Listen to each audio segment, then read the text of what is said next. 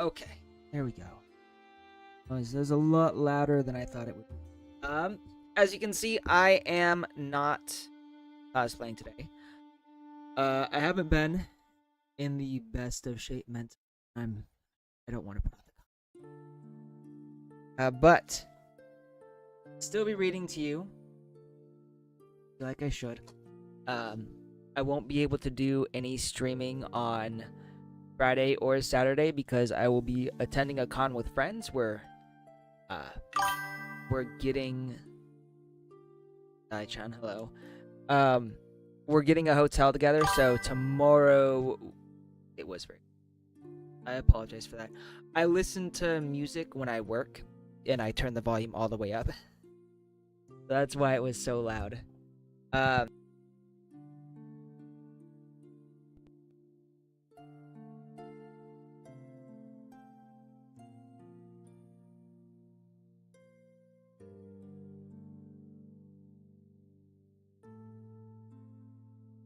Hello? Okay, there we go. I just popped myself in the mouth trying to get this thing lengthened so that I can actually like lean back. There we go. Should still be able to hear me just fine. But yes, I will be getting a hotel with some friends for a local convention here in Arizona called Sabotem. 18 plus Demon Slayer panel. I will be cosplaying Engen. Sadly, there will not somewhere. But because of that, I figured I should probably do this read through, even though mentally speaking, shape. Oh, thank you. I have a lot of Idris of Drying plushes. So I've got the regular Marin Kitagawa, the Shizukatan, another Shizukatan, another Marin, and then Black Lobelia and Sajina Inui. I'd show them to you guys, but I don't want to get up right now because I'm lazy. And I'm trying to find my place. Like, I'm trying to find where I left off here in Lord of the Rings because honestly, I had been using like these. Let me see if I can show you this like little sleeve flap to mark my location, and then I lost my place. Did they were banned if? Oh, I mean, I could. So I think they were talking about the plushies on my bed. Those things. I do have, two body pillows. One of,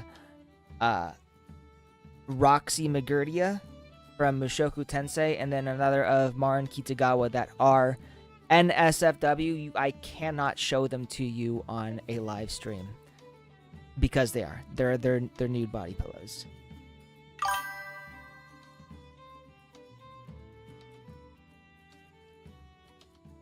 Are we talking about the Marin or the Roxy or both?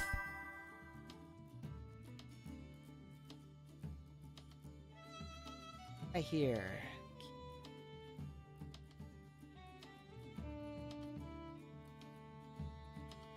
Strong folk. You do like your Roxy. You and Cloudy both are I think does Cloudy still has his Roxy Magurdia. Number 1. She's my number 1 in Mushoku Tensei, even though arguably I still find adult Eris to be the hottest of like all of the Mushoku Tensei female characters. But admittedly, I'm a man who likes my boobs big and my ass even bigger. So there's that. But Roxy Magurdia is like my favorite, is my still for whatever reason my waifu. I think just because I like her the most as a character. I'm not as big on Eris's personality. Eris. You're talking about Sylphie, right? Eris, the what elf better than her? You're talking about you're saying Sylphie is better than Eris? Not like if I had to create an order for the characters in terms of how much I like them, it would be Roxy, Eris, and then Sylphie. I don't know why, but Sylphie does like absolutely nothing for me. I have no idea why. She's cute. But even after she grows her hair out, it's just nothing. I don't feel like anything for her, and I have no idea why. It's weird. It's one of those things where I don't know. Let me see if... Oop. Give me a sec. Let me... My Streamlabs going. So I'm seeing... They're not seeing the Spotify. Is that not working? That's not working. That is not working. This...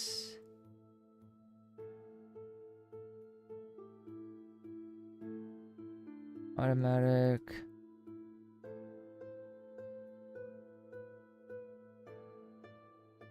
This one? There we go. And... Hasn't sent me an email. Oh, shit! I didn't even realize you got suspended. God. You know, I had that happen to me, a few years back. And I wound up having to create like an entirely new account. Which was absolutely horrendous, and I wound up using that account for like almost a year before Twitter finally was like, "Oh, we'll give you your account back." Like, and I don't think I actually did anything wrong. Like, I wasn't even, I was barely even on. Like, all I ever did at the time was like post anime boobs, and that was like it. That was like my entire account was just like anime titty. And somehow I got suspended. It wasn't even like fully NSFW. It was SF. It was still like on the edge. And somehow I got suspended.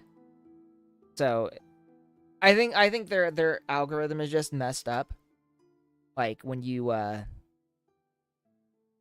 go on, like everything is just controlled by AI, and their algorithm it can't differentiate anything, I think. So good luck. I hope your email gets, not your email. I hope your Twitter account gets restored. Because honestly, that's just fucked up. There we go. Just so I am more in the center. Like, it's got that thing where it sort of follows you. See here? It's moving.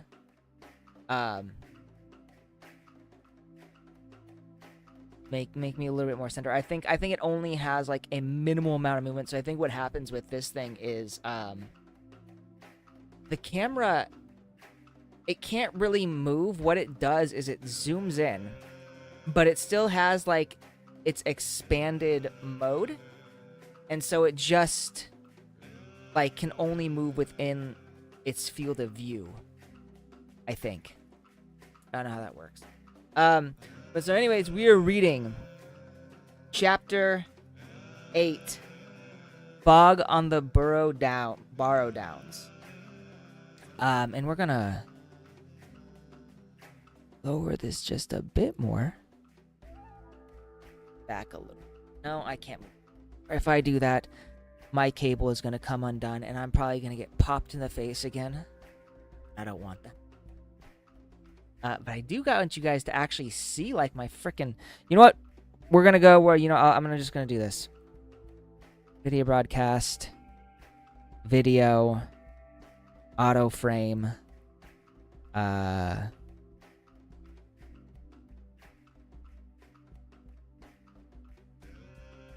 And then you guys can see the book, so that you know I'm actually reading the book. So, and yes, that hides my boobs very accurately. You can't actually see anything. So this is just gonna be kind of a chill stream. It's probably not gonna be very long. I'm only gonna be reading up to chapter 9, which is how long chapter 9 this chapter is. Maybe so. Chapter 9 is, or chapter 8 is not that long. This is not gonna be a long stream by any stretch of the imagination. I just came on because I thought I should. So we are here. Anyways, if you guys are anyone who joins me, all 24 of you, I hope that you enjoy my scraggly teenage-esque voice, because I don't got those smooth overtones, but I hope you enjoy the story. You know, this is one of my favorites. So, Chapter 8, Fog on the Barrow Downs. That night they heard no noises, but either in his dreams or out of them, he could not tell which, Frodo heard a sweet singing running in his mind. A song that seemed to come like a pale light behind a gray rain curtain, and growing stronger to turn the veil all to glass and silver, until at last it was rolled back, and a far green country opened before him under a swift sunrise. The vision melted into waking, and there was Tom whistling like a tree full of birds, and the sun was already slanting down the hill and through the open window. Outside, everything was green and pale gold. After breakfast, which they again ate alone, they made ready to say farewell, as nearly heavy of heart as was possible such a morning. Cool, bright, and clean under a washed autumn sky of thin blue.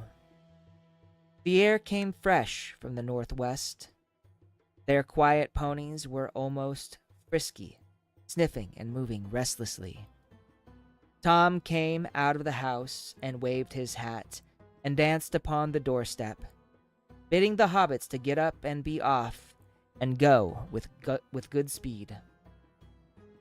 They rode off along a path that wound away from behind the house and went slanting up towards the north end of the hill brow under which they had just dismounted to lead their ponies up the last steep slope, when suddenly Frodo stopped. "Goldberry!" he cried. "My fair lady, clad all in silver green.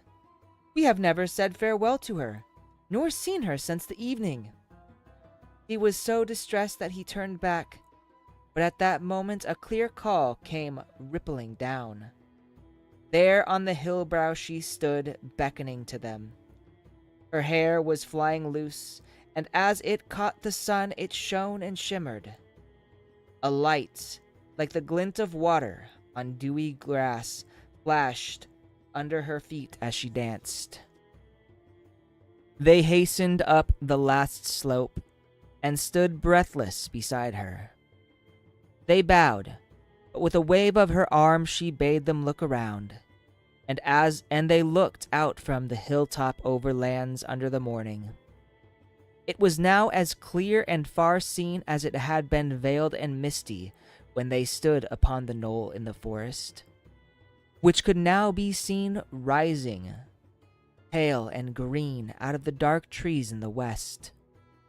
In that direction the land rose in wooded ridges, green, yellow, russet under the sun, beyond which lay hidden the valley of the Brandywine. To the south, over the line of the windy Withywindle, there was a distant glint like pale glass where the Brandywine River made a great loop in the lowlands and flowed away out of the knowledge of the hobbits. Northward, beyond the dwindling downs, the land ran away in flats and swellings of gray and green, and pale earth colors until it faded into featureless and shadowy distance. Eastward, the Barrow Downs rose, ridge behind ridge into the morning, and vanished out of eyesight into a guess.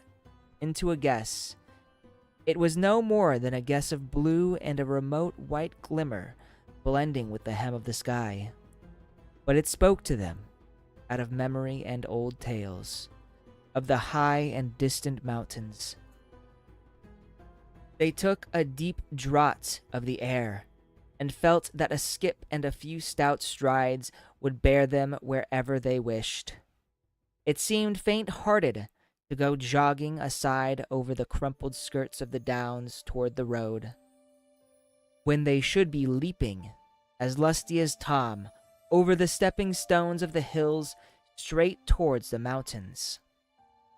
Goldberry spoke to them, and recalled their eyes and thoughts. "Speed now, fair guests," she said, "and hold to your purpose. North with the wind in the left eye, and a blessing on your footsteps.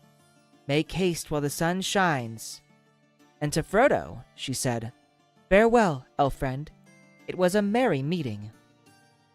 But Frodo found no words to answer. He bowed low and mounted his pony, and followed by his friends jogged slowly down the gentle slope behind the hill. Tom Bombadil's house and the valley and the forest were lost to view. The air grew warmer between the green walls of hillside and hillside, and the scent of turf rose strong and sweet as they breathed. Turning back, when they reached the bottom of the green hollow, they saw Goldberry, now small and slender like a sunlit flower against the sky. She was standing still, watching them, and her hands were stretched out towards them. As they looked, she gave a clear call, and lifting up her hand, she turned and vanished behind the hill. Into new valleys. There was no tree nor any visible waters. That is correct. Oh. No, that is not correct. I apologize. I turned the page too soon. My bad.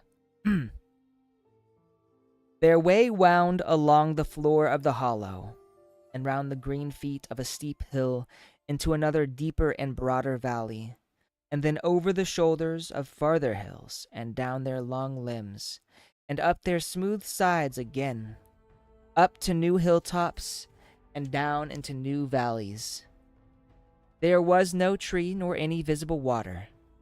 It was a country of grass and short springy turf, silent except for the whisper of the air over the edges of the land, and high, lonely cries of strange birds. As they journeyed, the sun mounted and grew hot. Each time they climbed a ridge, the breeze seemed to have grown less. When they caught a glimpse of the country westward, the distant forest seemed to be smoking, as if the fallen rain was steaming up again from leaf and root and mold.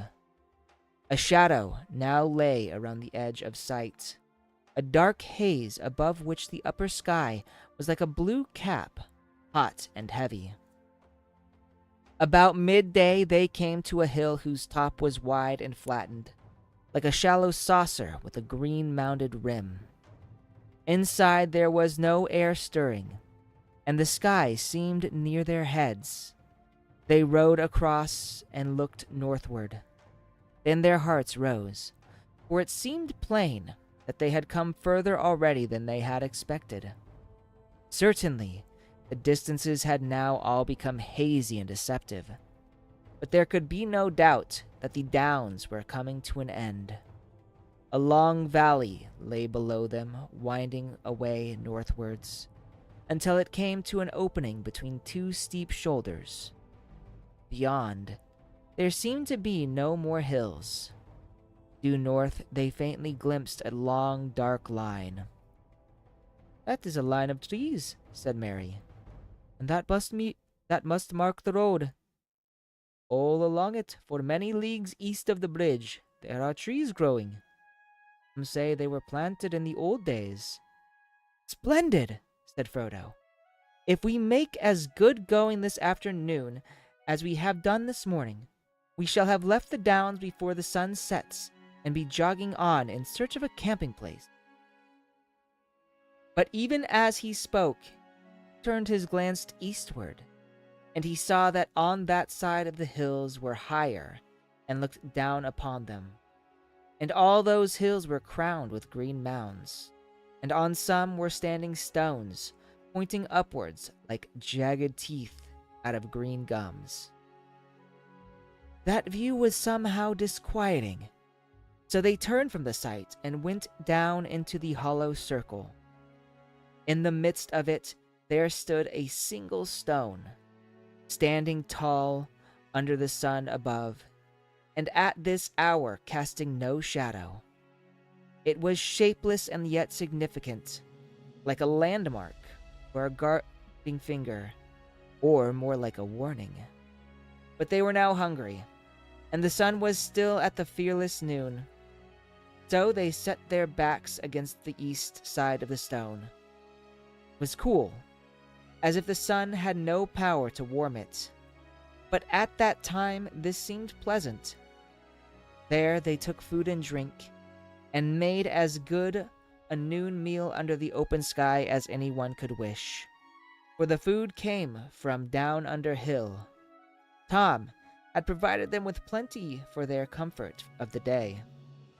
Their ponies, unburdened, stayed upon the grass, riding over the hills and eating their fill, the warm sun and the scent of turf, lying a little too long, stretching out their legs and looking at the sky above their noses.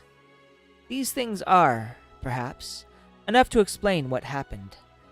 However that may be, they woke suddenly and uncomfortably from a sleep they had never meant to take. The standing stone was cold, and it cast a long pale shadow that stretched eastward over them. The sun, a pale and watery yellow, was gleaming through the mist just above the west wall of the hollow in which they lay. North, south, and east, beyond the wall, the fog was thick, cold, and white. The air was silent, heavy, and chill. Their ponies were standing crowded together, with their heads down. The hobbits sprang to their feet in alarm and ran to the westward rim. They found that they were upon an island in the fog. Even as they looked out in dismay towards the setting sun, it sank before their eyes into a white sea, and a cold gray shadow sprang up in the east behind. The fog rolled up to the walls and rose above them, and as it mounted, it bent over their heads until it became a roof. They were shut in a hall of mist whose central pillar was the standing stone. They felt as if a trap was closing about them, but they did not quite lose heart. They still remembered the hopeful view they had of the line of the road ahead, and they still knew in which direction it lay.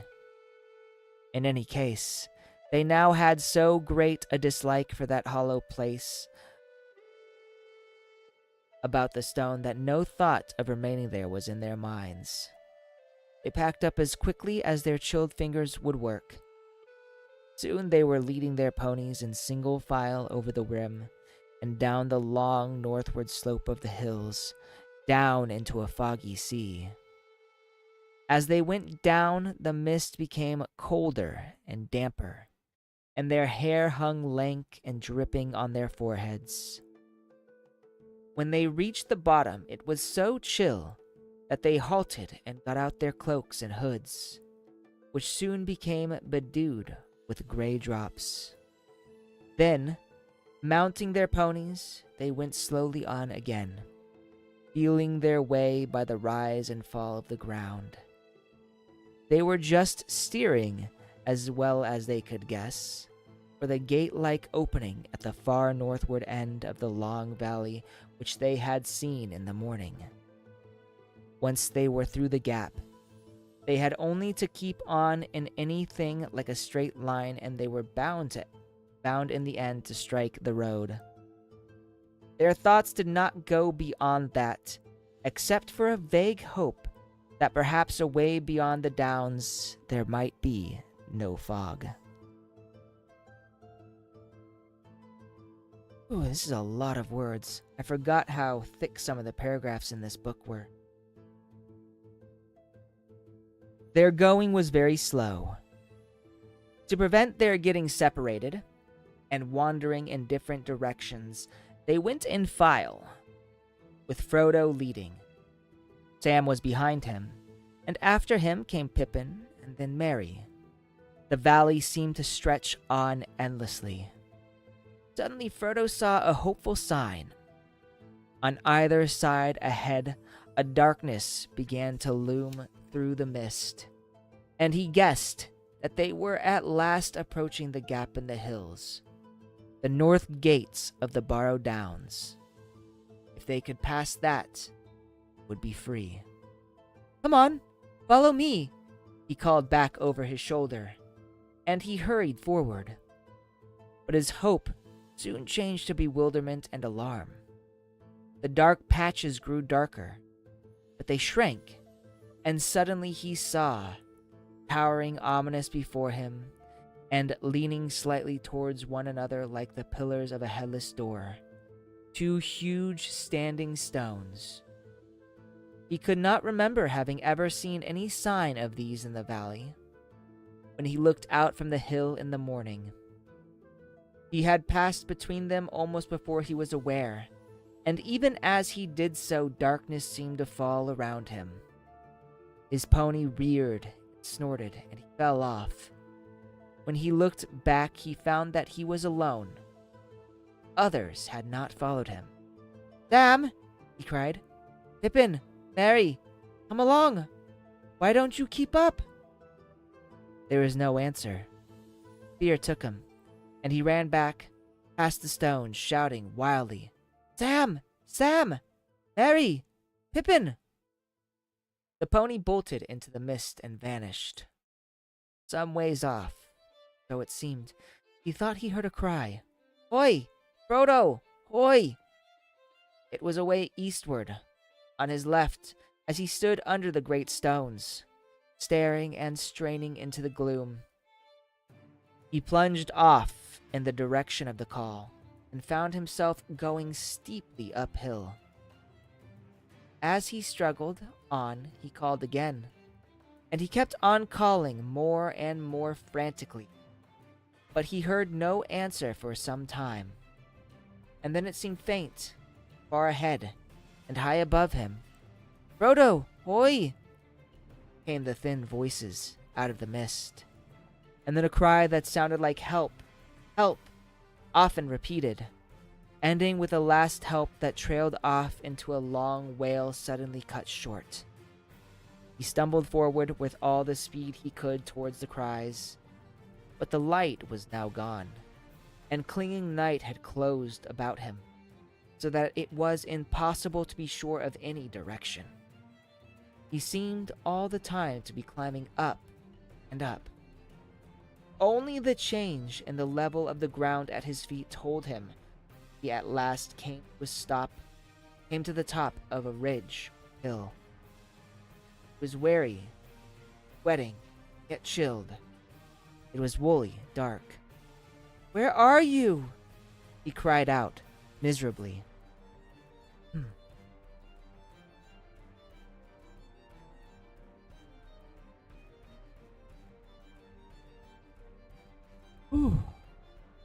There was no reply. He stood listening. He was suddenly aware that it was getting very cold, and that up here a wind was beginning to blow, an icy wind. A change was coming in the weather.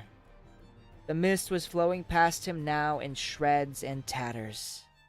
His breath was smoking, and the darkness was less near and thick.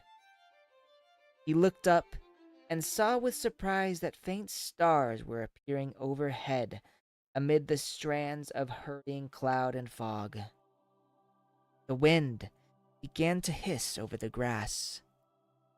He imagined suddenly that he caught a muffled cry, and he made towards it. And even as he went forward, the mist rolled up and thrust aside, and the starry sky was unveiled. A glance showed him that he was now facing southward and was on a round hilltop, which he must have climbed from the north. Out of the east, the biting wind was blowing. To his right, there loomed against the westward stars a dark black shape. A great barrow stood there. "Where are you?" he cried again, both angry and afraid. "Here," said a voice, deep and cold, that seemed to come out of the ground. "I am waiting for you." "No," said Frodo, but he did not run away. His knees gave, and he fell on the ground. Nothing happened, and there was no sound. Trembling, he looked up in time to see a tall, dark figure, like a shadow against the stars. It leaned over him. He thought there were two eyes, very cold though lit with a pale light that seemed to come from some remote distance. Then a grip stronger and colder than iron seized him. The icy touch froze his bones, and he remembered no more. When he came to himself again, for a moment he could recall nothing except a sense of dread. Then suddenly he knew that he was imprisoned, caught hopelessly. He was in a barrow. A barrow wight had taken him, and he was probably under the dreadful spells of the barrow wights about which whispered tales spoke. He dared not move, but lay as he found himself, flat on his back upon a cold stone, with his hands on his breast. Hang on a sec, I'm gonna grab a drink.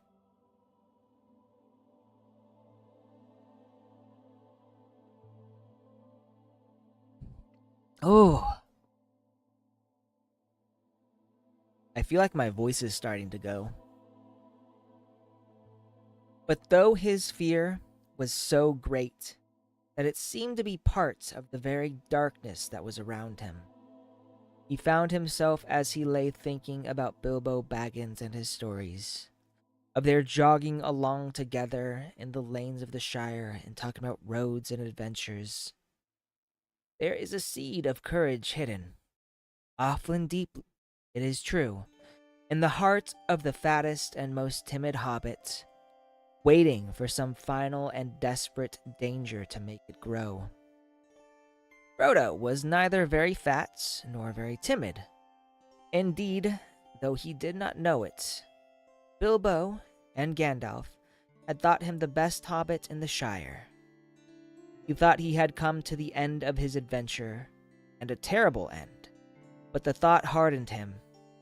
He found himself stiffening, as if for a final spring. He no longer felt limp like a helpless prey. As he lay there, thinking and getting a hold of himself, he noticed all at once that the darkness was slowly giving away. A pale greenish light was growing around him. It did not at first show him what kind of a place he was in, for the light seemed to be coming out of himself, and from the floor beside him, and not yet reached the roof or wall.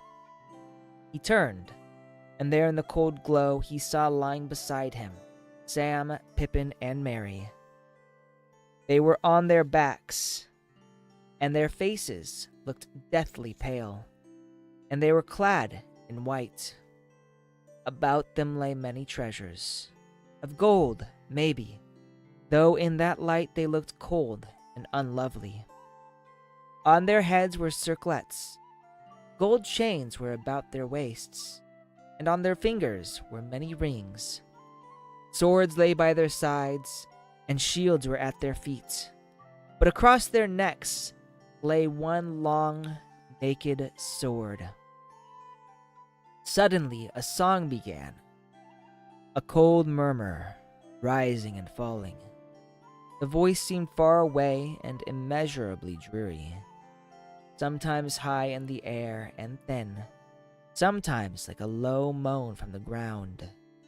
Out of the formless stream of sad but horrible sounds, strings of words would now and again shape themselves. Grim, hard, cold words, heartless and miserable. The night was railing against the morning of which it was bereaved, and the cold was cursing the warmth for which it hungered. Frodo was chilled to the marrow. After a while, the song became clearer, and with dread in his heart he perceived that it had changed into an incantation.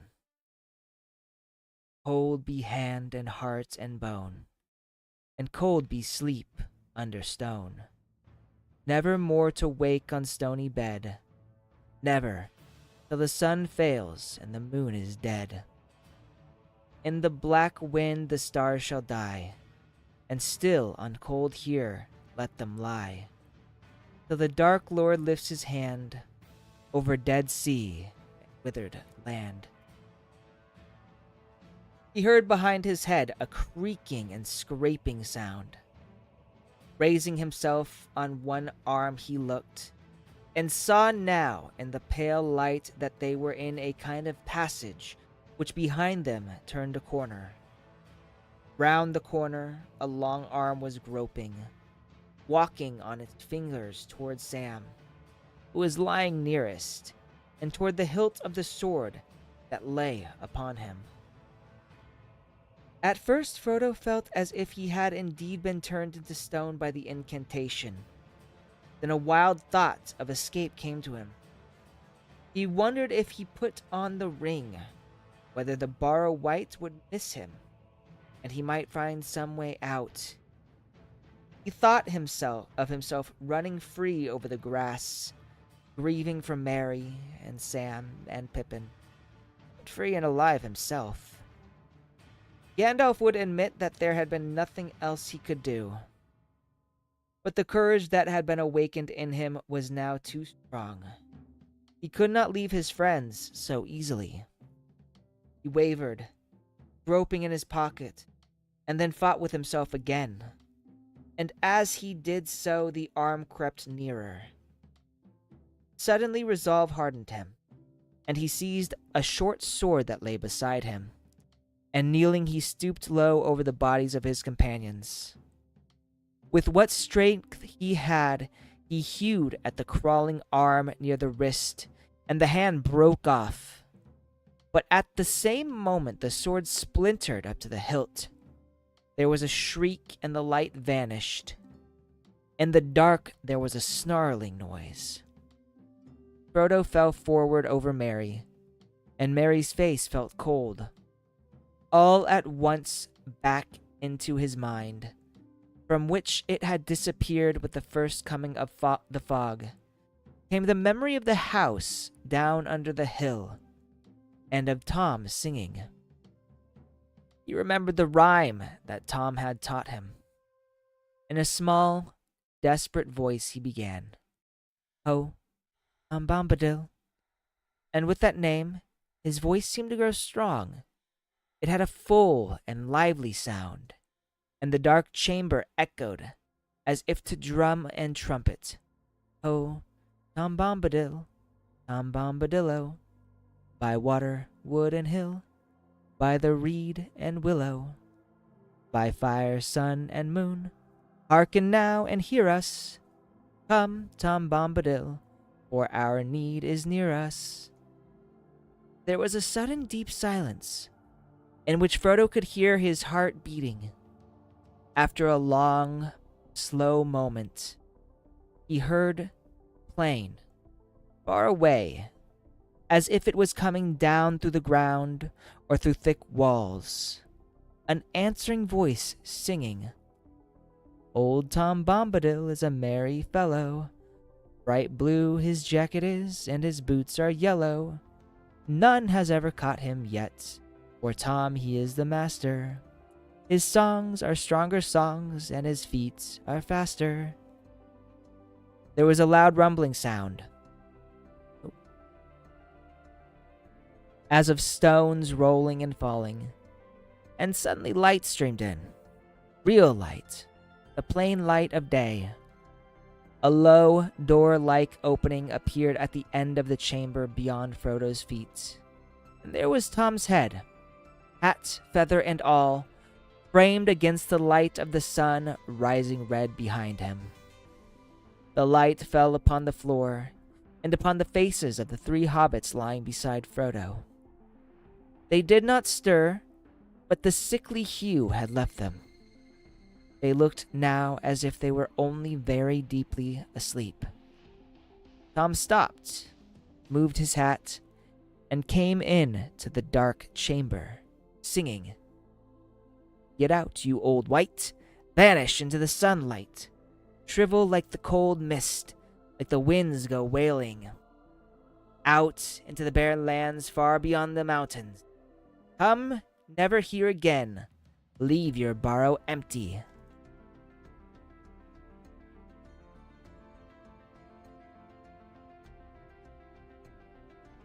Lost and forgotten be darker than the darkness, where gates stand forever shut till the world is mended. At these words there was a cry, and part of the inner end of the chamber fell in with a crash. Then there was a long, trailing shriek, fading away into an unguessable distance, and after that, silence. "Come, friend Frodo," said Tom. "Let us get out and onto clean grass. Just help me bear them." Together, they carried out Merry, Pippin, and Sam. As Frodo left the barrow for the last time, he thought he saw a severed hand wiggling still, like a wounded spider in a heap of fallen earth. Tom went back in again, and there was a sound of much thumping and stamping. When he came out, he was bearing in his arms a great load of treasure, of gold, silver, copper, and bronze, many beads and chains and jeweled ornaments. He climbed the green barrow and laid them all on top of the sunshine. There he stood, with his hat in hand and the wind in his hair, and looked down upon the three hobbits that had been lain on their backs upon the grass at the west side of the mound. Raising his right hand, he said in a clear and commanding voice, "Wake now, my merry lads, wake and hear me calling. Worm now be heart and limb, cold stone is fallen. Dark door is standing wide, dead hand is broken. Night under night is flown, and the gate is open." To Frodo's great joy, the hobbits stirred, stretched out their arms, rubbed their eyes, and then suddenly sprang up. They looked about as if in amazement, first at Frodo, at Tom standing large as life on the barrow top above them, and then at themselves, in their thin white rags, round and belted with pale gold, and jingling with... "What in the name of wonder?" began Merry, pulling the gold wet that slipped over his eye. Then he stopped, and a shadow came over his face as he closed his eyes. "Of course, remember, Ban of Caer came on us at night. You were worsted. Ah, you're in my heart," fleshed at his breaths. "No, no," he said, opening his eyes. "What am I saying? I have been dreaming. Where did you get to, Frodo?" "Thought I was lost," said Frodo. "But I don't want to speak of it. Let us think of what we are to do now. Let us go on." "Up like this, sir?" "Where are my clothes?" Flung his circlet, belt, and rings on the grass, frowned helplessly, as if expecting to find his cloak, jacket, and breeches, and other hobbit garments lying somewhere to hand. "Won't find your clothes again," said Tom, bounding down from the mound and laughing as he danced around them in the sunlight.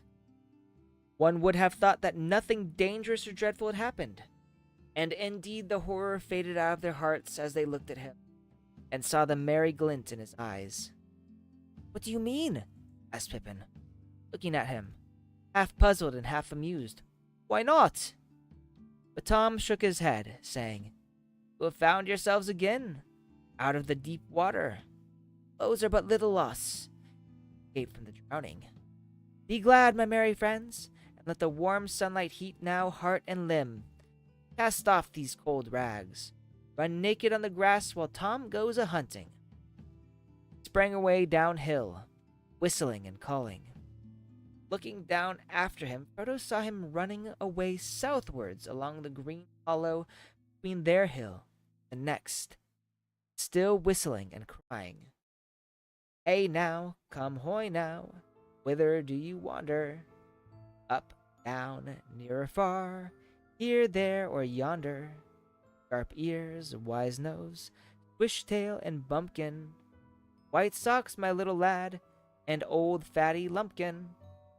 So he sang, running fast, tossing up his hat and catching it, until he was hidden by a fold of the ground. Sometime his hey now, came floating back down the wind, which had shifted round towards the south.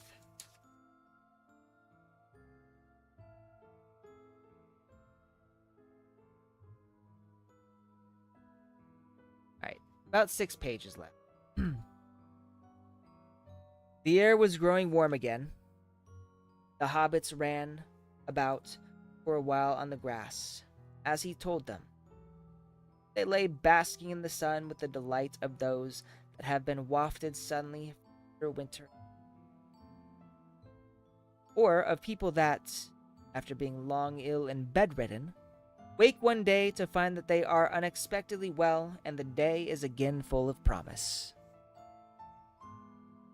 By the time that Tom returned, they were feeling strong and hungry.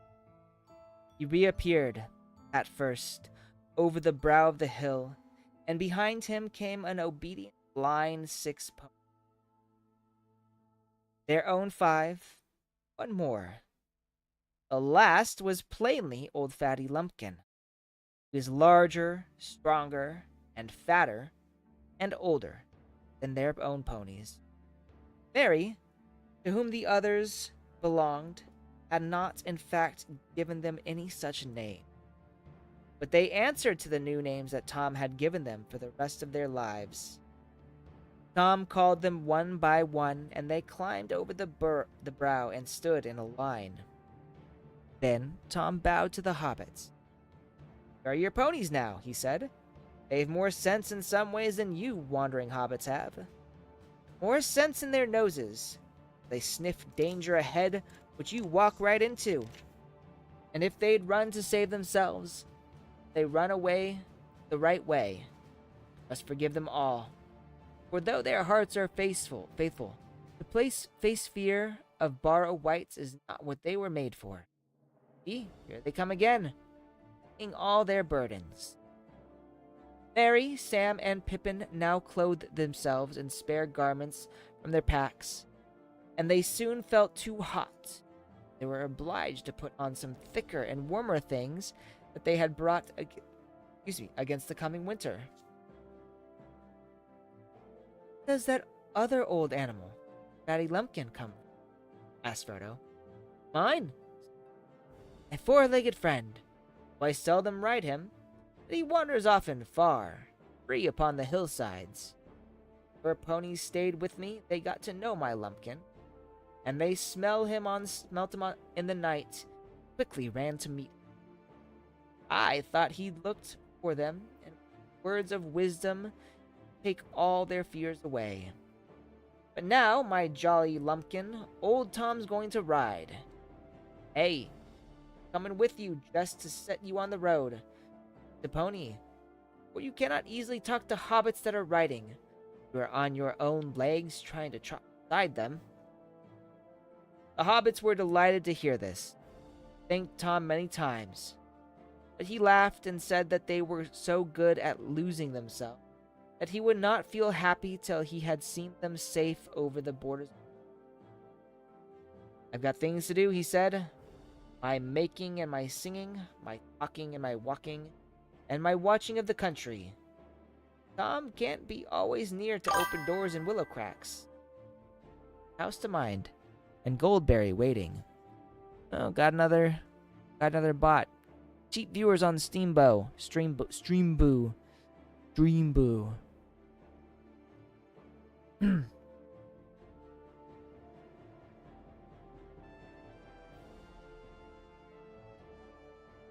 So thirsty.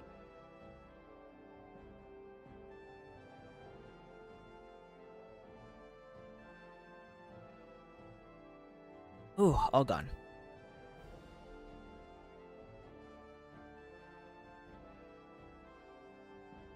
It was still fairly early by the sun, something between 9 and 10, and the hobbits turned their minds to food. Their last meal had been lunch beside the Standing Stone the day before. They breakfasted now, meant for their supper, with additions that Tom had brought with him. It was not a large meal, hobbits and circumstance, but they felt much better for it. While they were eating, Tom went up to the mound and looked through the treasures. Most of these he made into a pile that glistered and sparkled in the grass. Made them lie there, free to all finders, birds, beasts, elves, or men, and all kindly creatures. For so the spell of the mound should be broken and scattered, and no right ever come back. Chose for himself from the pile a brooch set with blue stones, any shaded like flax flowers or the wings of blue butterfly. Looked long at it, as if stirred by some memory, shaking his head and saying at last, "Here's a pretty toy for Tom and his lady. There was she who long ago wore this on her shoulder. Goldberry shall wear it now, and we will not forget her." For each of the hobbits he chose a dagger, long, leaf-shaped, and keen, of marvelous workmanship, damasked with serpent forms in red and gold. They gleamed as he drew them from their black sheaths, wrought of some strange metal, light and strong, and set with many fiery stones. Whether by some virtue in these sheaths, or because of the spell that lay on the mound, the blades seemed untouched by time, unrusted, sharp, glittering in the sun. "Old knives are long enough as swords for hobbit people," he said. "Sharp blades are good to have, if Shire folk go walking, east, south, or far away into dark and danger." Then he told them the blades were forged many long years ago by men of Westernese. They were foes of the Dark Lord, but they were overcome by the evil king of Carndun in the land of Angmar. Few now remember them, Tom. Still some go wandering, sons of forgotten kings walking in loneliness, guarding from evil things folk that are heedless. The hobbits did not understand his words, but as he spoke, they had a vision as if it were a great expanse of years behind them, like a vast, shadowy plain over which there strode shapes of men, tall and grim, bright swords, and last came one with a star on his brow. Then the vision faded. They were back in the sunlit world. It was time to start again. They made ready, packing their bags and lading their ponies. Oh, thank you for the follow. Who was that just followed me?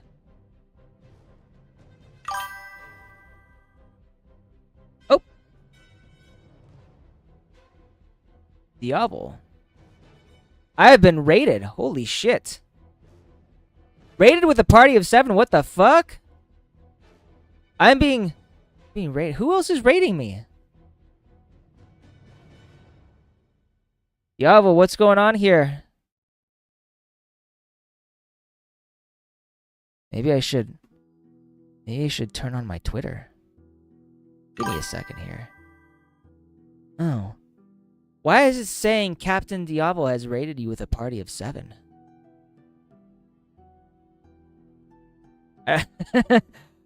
So I see... It's playing... Oh, damn.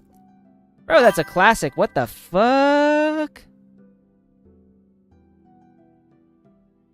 Hang on a second. And change to a live scene. And then I guess... I don't know how rating even... How does rating even freaking work? One to my Twitch. One to here. My channel. One to here. My channel. One to here. My channel. Oh, that's weird. That's weird. I don't want to do that. That's gonna fuck me up. That's gonna fuck me up so bad. So what's going on now then? I take my... And then you dump what... Okay, so it's not... So rating is not like when you join another person's stream. I take my viewers and I dump them onto you. I appreciate that. I don't know if anyone's actually gonna want to do this. I was literally just reading. Oh, collabing. Okay. So there's collabs and then there's raids. Got it. Alright. I have no idea how any of this even works. So like I've just been using this to live stream stuff. Okay, that's interesting. Got it. Well, thank you for joining me. I don't know. Do you read Lord of the Rings at all? That's what I'm doing.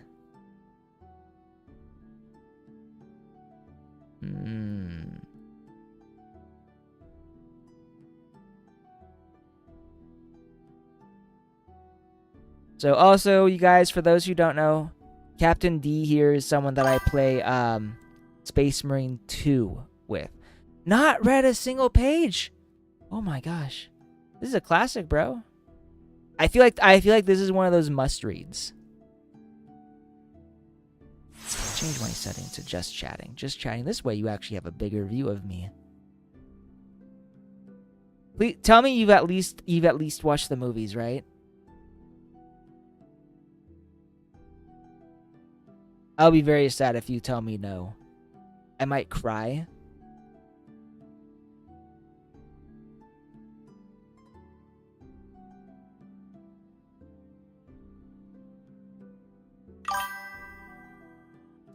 Okay. That's good at least. The movies are legitimately good. Like and I'm a Hero Gamer fan, hey. Like I'm reading the book right now, and this thing has so much content that I'm actually happy it got cut. I can only imagine, like, if they had not cut like the part I'm at now, the Fellowship of the Rings would not have even gotten to Rivendell. It would have ended probably around here where I'm at. Oh, wow, didn't realize that was how all this worked. Alright, so I think if I do this... If I want to actually join someone, then I should not raid them, but do a collab. How do you even do a collab? What's even the purpose of it? Now I'm just curious how all this works. Oh! Oh no. Traffic sucks, bro. Traffic sucks. Well, if you guys want to join me, I guess you can feel free. I literally am. I am just reading. I normally do this while cosplaying Gandalf the Grey. But I appreciate you. I appreciate you doing that.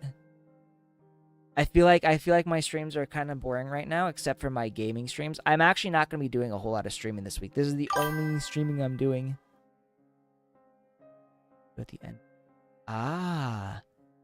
Does that mean you just finished your own stream? Of the original Spider-Man for the PlayStation 1?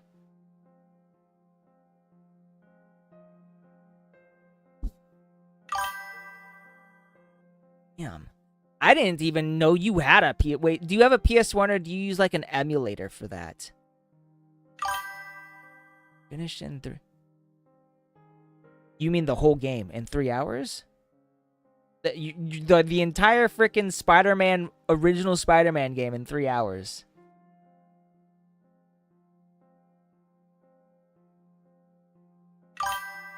Wild. That's wild. I mean, I don't remember much about the original Spider-Man, to be completely fair. I figured as much. Yeah, I don't remember a whole lot about the original Spider-Man, to be fair. But I do know that I think a lot of older games did not have that much like extra content, maybe.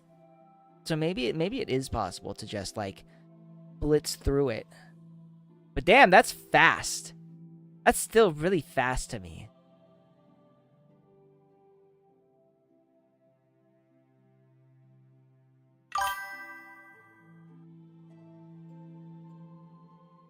Much harder than I remembered, but I remember the nightmare it induced into me with Monster.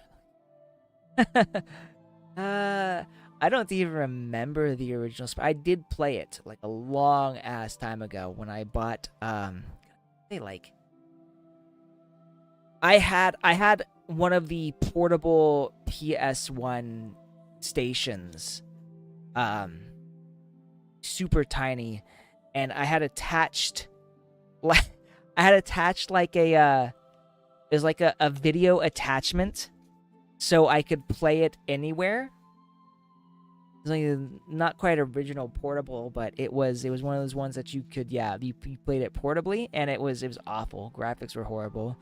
The video is like 420 right at the end. It's the car chases you. Yeah, that's nightmare inducing. No, young Brandon did not like that either. And I used to dress up as Spider-Man, so I played all the Spider-Man games back then. Original for the PS1. I have to look that up. What was the original Spider-Man? We're gonna change my stream to the live stream again.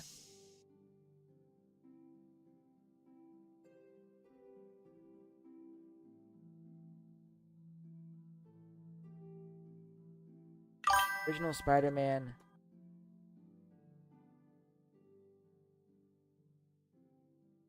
S1.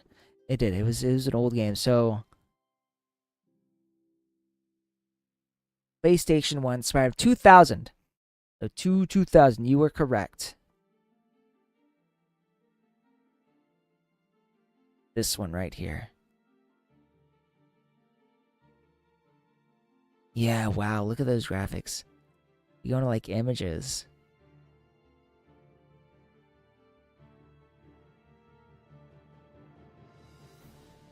Can I go into images? There we go. Phew. Man, those beautiful PlayStation 1 graphics. Oh my god.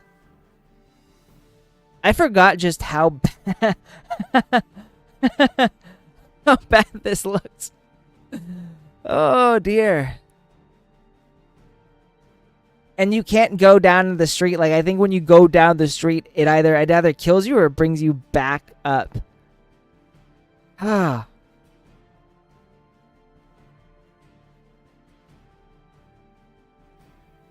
Yeah. Ooh. At least it's not as bad. Just instant death. That's what I thought it was. I guess at least it's not as bad as, like, original Final Fantasy VII play. Yeah.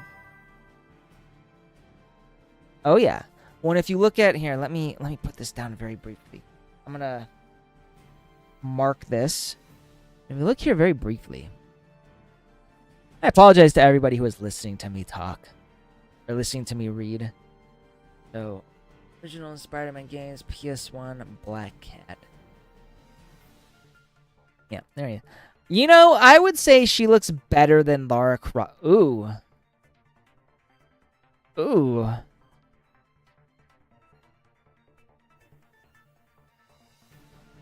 That is bad. That looks awful. Oh my god.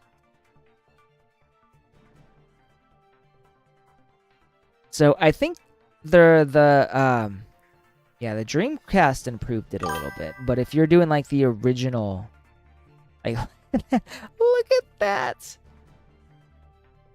Dreamcast version looks way nicer. But like look at this, oh, you can't even see. Give me a second. This over here. Like just look at this difference. Oh my god. So like this is the original PlayStation version. This looks horrendous. Ooh. And then what? Is this the newest Spider-Man game? I haven't played. But I think this is the newest Spider-Man game, yeah? The one on the bottom?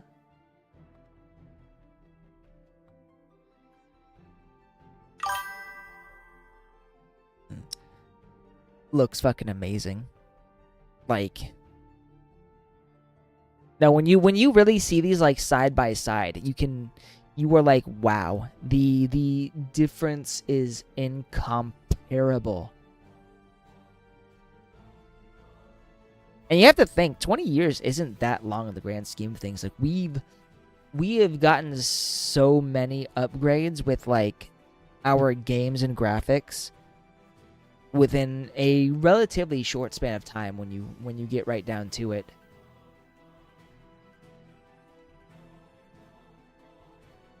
Feels like each year we're getting better and better graphics. Yeah, let's look at some of these replies. Oops.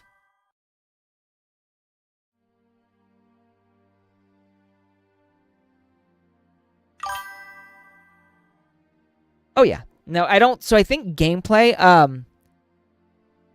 like the functions of the gameplay itself is pretty much the same. It's a little more streamlined, you know, a little more intuitive, I think. But the gameplay itself, I don't think it's only gone through like a few small changes periodically. So there are some differences, of course, but like the buttons you press to get the effects, I think, are sometimes the same. Let's see. Goddamn, her face looks so weird. So, is this the same game that has a scorpion mini boss fight kind of early in the game? I played on PC, so I think. Which face the Venom level building glitch. Oh god. This is bringing back memories. Yeah, when chasing Venom through the building, there's a cutscene that shows him breaking glass and moving to the next building. Spider-Man would always crawl up the side of the wall during this cutscene, and I never had time to get down and swing out, and Venom would escape.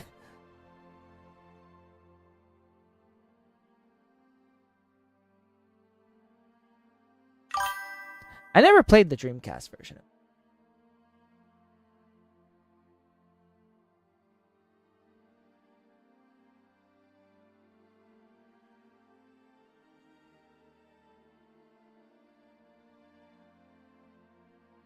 Yeah, and when I think a lot of this game, while the gameplay has always kind of had its core at the original, they streamline it and make it, say, easier. They just make it more intuitive in every Spidey game sense. Yep. It's kind of like how Call of Duty is always the exact same fucking game with like slight differences. Graphics are better, but the gameplay won't change from its core, the core of what it was.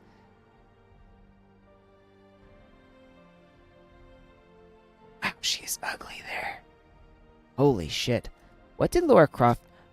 Laura Croft original game. I'm wondering which... Because I remember... Oh, yeah.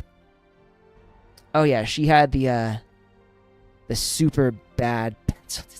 I remember seeing someone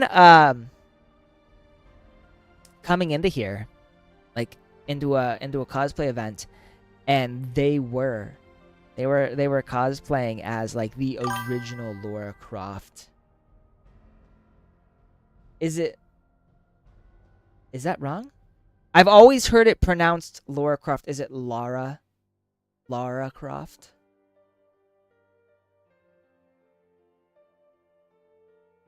Lara Croft? I don't know. Oh, here's one. Here's someone doing that.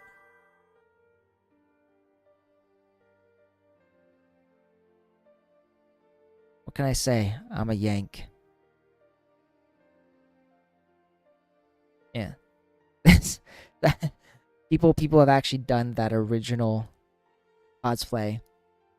Always funny when you see like someone actually like doing it authentically like this, where you get like the pencil boobies. They look like pencils.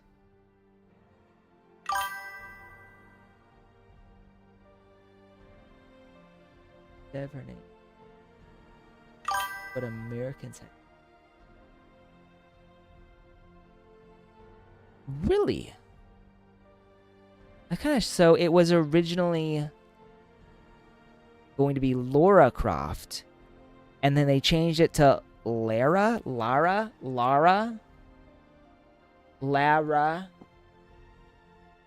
How do you pronounce? Let's hear this. So I think I've always heard it as Laura Croft. Yeah, let's hear it. Spelled correctly. You are looking at Julian's pronunciation guide, where we look at how to pronounce better some of the most mispronounced words in the world, like this other curious word. But how do you say what you're looking for today? Name pronunciation, character name, and video game name. Video game. You want to learn more pronunciations from gaming? Stay tuned, I've got many more for you. Lara. Let's go through the pronunciation here. Lara. Croft. Lara Croft. Tomb Raider. Lara Croft. Tomb Raider. Okay, Lara Cruz and Lara. Here are more videos on how to pronounce more confusing words and names too many mispronounced. Like this video if you found it useful. I appreciate your support. I'll see you soon, and thanks for watching. Poor guy has 1.9 million subscribers, and this one video has like 2 likes. I'll give you a like, buddy. You now have 3 likes. How does this have 800? Oh no, I almost thought that was 1,000. Okay, no, never mind. Who is this guy? Why does he have so many subscribers and like... Oh no, some of these have a lot of views. How to pronounce sex in Bengali? Alright, we're gonna watch this. I'm going down a rabbit hole. I'm curious. After this, I'll get back to my reading because we're almost to the end of the chapter. But now I want to know. You are looking at Julian's pronunciation guide, where we look at how to pronounce better some of the most mispronounced words in the world, like this other curious word. But how do you say? Right, I keep forgetting it's very late in Britain right now. What is it, like 10 o'clock? Say what you're looking for today. Alexa, what time is it in Britain? 9:26 p.m. Yeah. Alexa said 9:26 as well, so... We are looking at how to say the word sex. Alexa, cancel my alarm. Bengal. Wait. We are looking at how to say the word sex in Sex. Bengali. It is said Sex. rather similarly to English as sax. Sax is how you say sex in Bengali.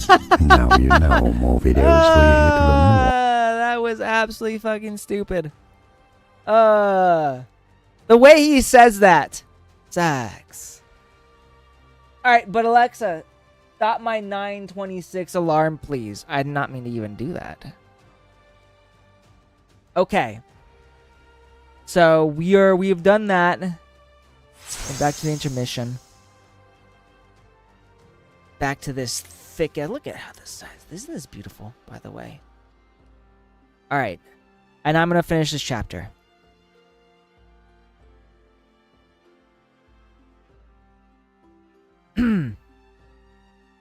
Where the f was I?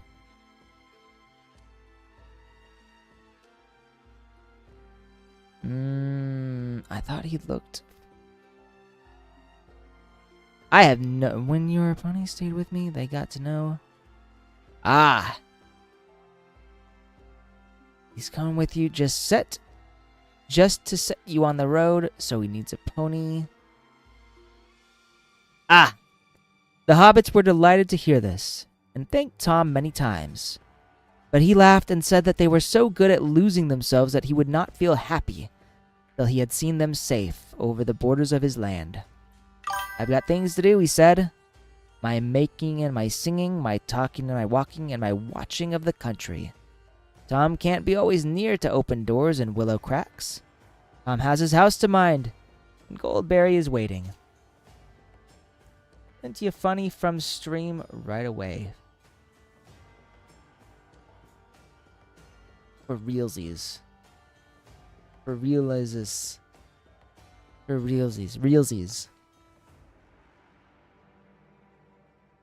And I got 1, 2, 3, 4 more pages.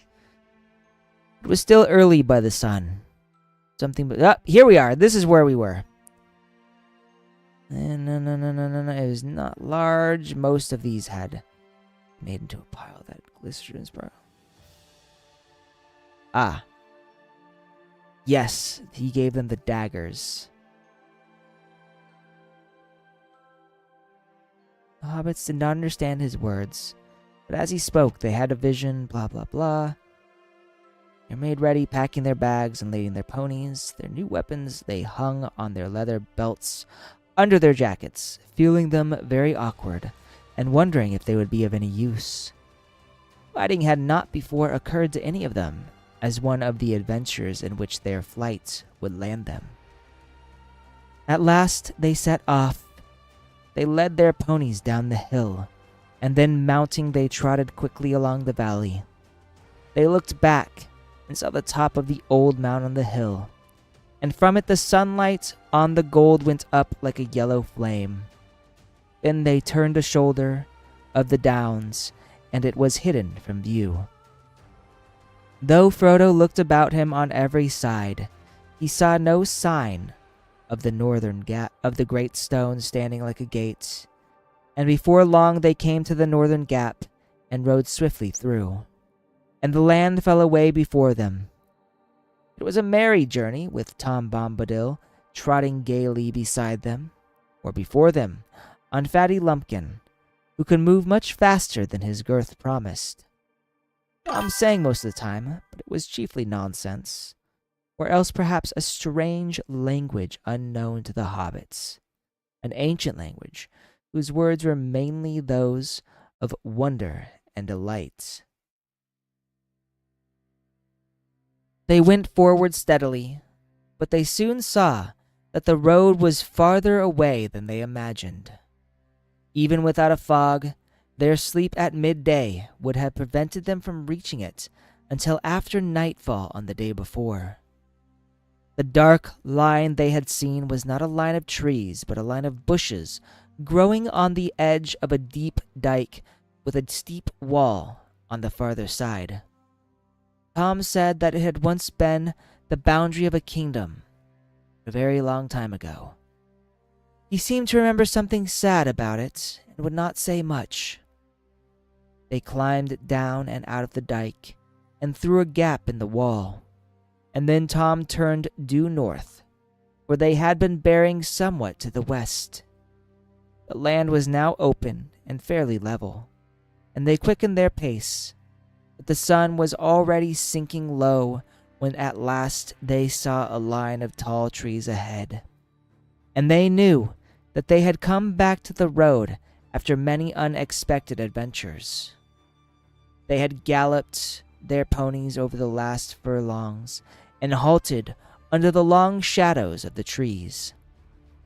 They were on the top of a sloping bank, and the road, now dim as evening drew on, wound away below them. At this point it ran nearly from southwest to northeast, and on their right it fell quickly down into a wide hollow. It was rutted and bore many signs of the recent heavy rain. There were pools and potholes full of water. They rode down the bank and looked up and down. There was nothing to be seen. "Well, here we are again at last," said Frodo. "I suppose we haven't lost more than 2 days by shortcut through the forest, but perhaps the delay will prove useful. It may have put them off our trail." The others looked at him. The shadow of the fear of the Black Riders came suddenly over them again. Ever since they had entered the forest, they had thought chiefly of getting back to the road. Only now, when it lay beneath their feet, did they remember the danger which pursued them, and was more than likely to be lying in wait for them upon the road itself. They looked anxiously back towards the setting sun, but the road was brown and empty. "Do you think," asked Pippin hesitatingly, "do you think we may be pursued tonight?"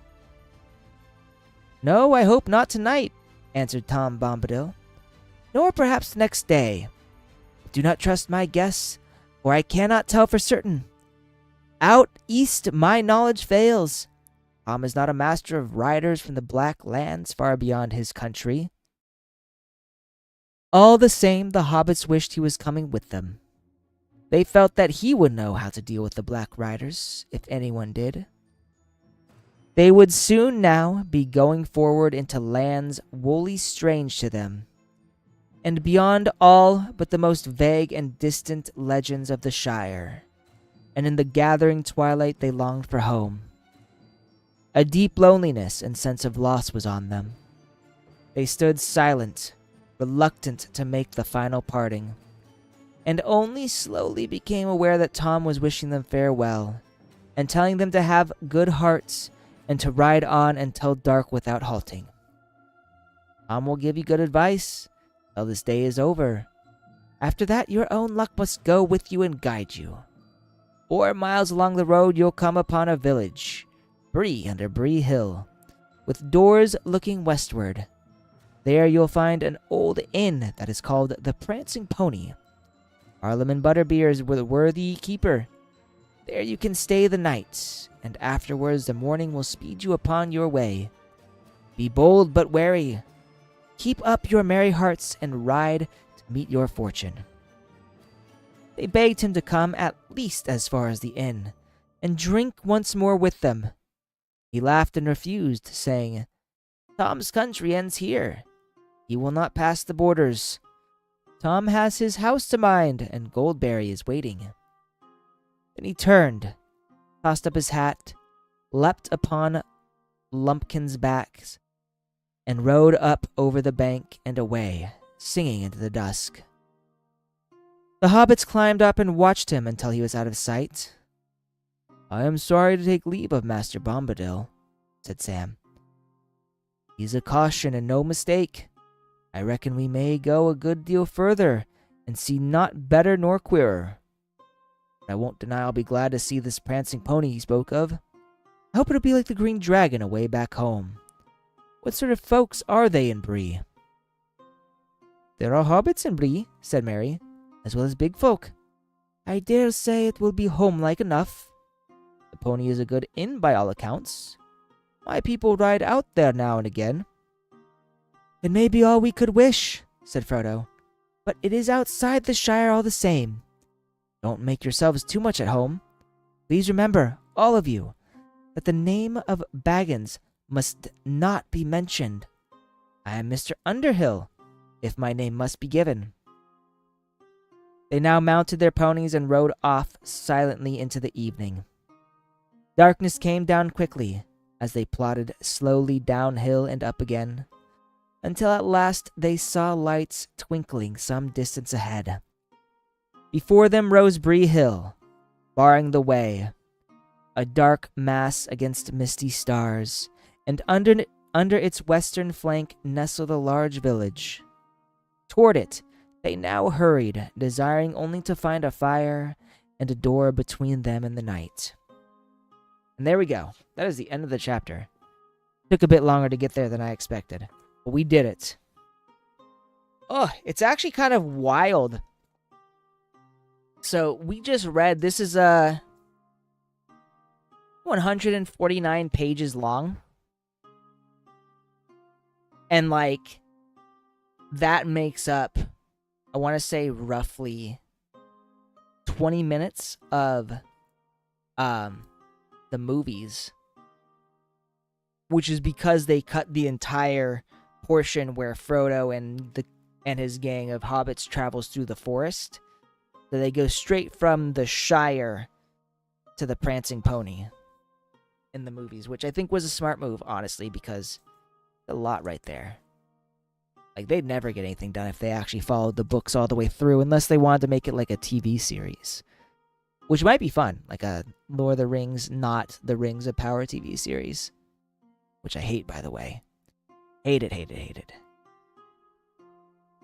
Oh, and D sent me, see if I can show this to you guys. D sent me his walkthrough. I'm gonna pause that real quick. So this is. Yeah, we'll start watching. This is the original Spider-Man.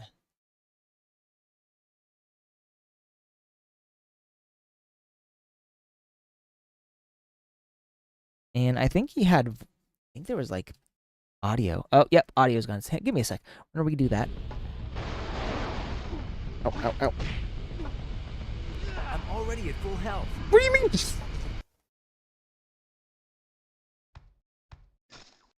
He died. Yep, that was the original Spider-Man for the PlayStation 1. Absolutely horrendous graphics.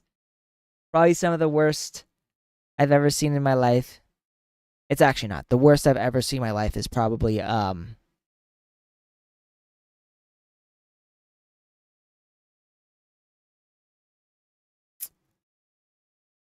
Final Fantasy VII original. So if you look at the Final Fantasy VII games,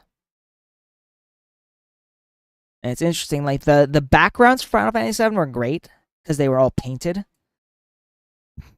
But then, like, you look at this. This is Cloud. And look how bad that is. Like, he doesn't even have fingers. They're just like square cubes. Though the cutscenes weren't bad. I remember the original cutscene, but like, you look at this here. Let me see if I can get you a good one here.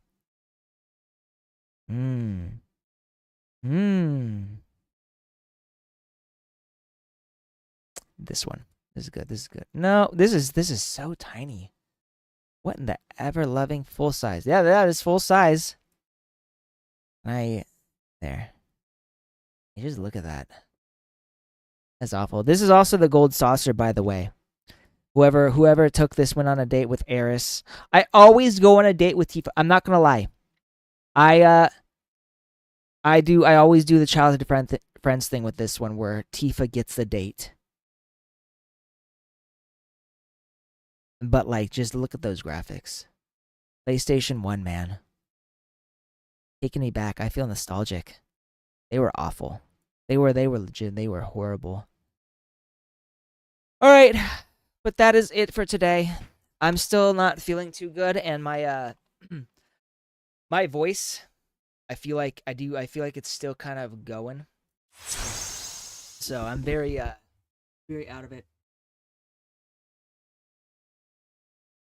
But thank you guys for joining me.